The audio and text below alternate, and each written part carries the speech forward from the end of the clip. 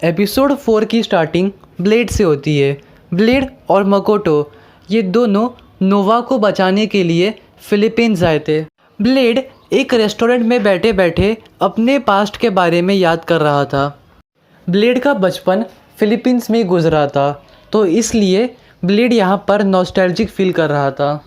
Eric का ध्यान बचपन से लेकर के 10 साल की उम्र तक एरिक की मॉम तारा के फ्रेंड्स ने मिल के रखा था। एरिक सबसे ज़्यादा तारा की बेस्ट फ्रेंड कैरल के साथ रहता था। एक बार जब एरिक 10 साल का था, तब एक हवलदार उसको पकड़ के कैरल के पास लेके जाता है। कैरल के पूछने पर एरिक बताता है कि एक कमज़ोर बच्चे को सब तंग कर रहे थे, तो इसलिए ब्लेड सबको मारता है और उस कमज़ोर बच्चे को बचाता है। ये सुन के कैरल एरिक को डांटने के बजाय उसको शाबाशी देती है और उस मोहल्ले की सारे औरतें भी एरिक को सपोर्ट करती हैं। रात होने के बाद ब्लेड अपने शिप में वापस जाता है। वहाँ मकोटो उससे पूछती है कि हर रात मकोटो को उसके फादर के डेथ के सपने आते हैं, तो इस नाइटमेयर को वो कैसे दूर हटाए। तब ब्लेड जवाब देता है कि हर इंसान को अपने अंदर के डार्कनेस से लड़ना पड़ता है, और एटलीस्ट मकोटो ने अपने फादर के साथ टाइम स्पेंड किया था, पर एरिक अपने मॉम को जानता तक नहीं था। तब मकोटो ब्लेड से अपने पास्ट के बारे में पूछती है। तब ब्लेड बताता है कि एक दिन कैरल किसी काम से बाहर गई थी, इसलिए एरिक अकेले ही खा के सोने चले गया, पर बार बार बुरे सपने आने की वजह से वो सो नहीं पा रहा था, तो इसलिए वो सोफ़े पे जाके बैठ गया। कैरल वापस आने पर एरिक से पूछती है कि वो अभी तक सोया क्यों नहीं। तब एरिक बताता है कि उसको उसके मॉम की याद आ रही थी।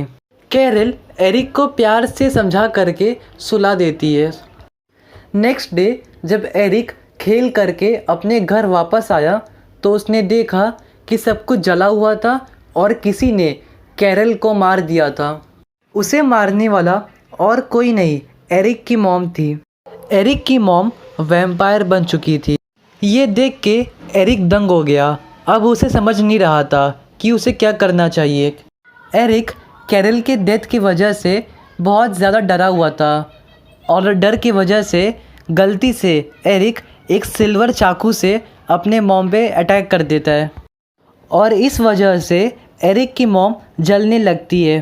पर मरने से पहले एरिक के मॉम तारा का कॉन्शियसनेस उस वैम्पायर के अंदर वापस आ जाता है, और जाने से पहले एरिक की मॉम एरिक को सॉरी बोल के जाती है, और ये मूवमेंट एरिक के लिए बहुत ज़्यादा पेनफुल था। ये सब सुन करके मकोटो को ब्लेड के लिए सॉरी फील होता है, और अब वो नोवा को बचाने का ठान लेती है। ब्लेड और मकोटो ये दोनों मिल करके नोवा को बचाने जाते हैं। दूसरी ओर वैम्पायर हेडक्वार्टर्स में विंग वैम्पायर्स नोवा को टॉर्चर कर रहे थे। इन विंग वैम्पायर्स का असली प्लान ब्लेड का ब्लड सैंपल लेना था, पर तभी मकोटो और ब्लेड ये दोनों हेडक्वार्टर्स के बाहर अटैक कर देते। ब्लेड बाहर सबका ध्यान बटा रहा था, तब तक मकोटो गाड़ी के हेल्प से हेडक्वार्टर्स के अंदर घुस जाती है। मकोटो और रेजर ये दोनों साथ में नोवा को बचाते और वहाँ से चले जाते हैं, और हेडक्वार्टर्स के बाहर ब्लेड सारे वैम्पायर्स के साथ फाइट करता है और उनको मार देता है। फिर ब्लेड का सामना विंग वैम्पायर ग्रुप के लीडर के साथ होता है। वो बहुत ज़्यादा पावरफुल थी, इसलिए उसे हराना बहुत मुश्किल था, पर काफ़ी लंबी फाइट के बाद ब्लेड उसे deadly sword technique number 1 residual moon से हरा देता है। ये सब होने के बाद नोवा वैम्पायर हंटिंग से रिटायर हो जाता है, और रेजर की देखभाल की जिम्मेदारी मकोटो को दे देता है। जाने से पहले नोवा बताता है कि डीकन फ्रॉस्ट अभी किसी आइलैंड पे छुपा हुआ है, और इसी के साथ ये एपिसोड ख़त्म होता है।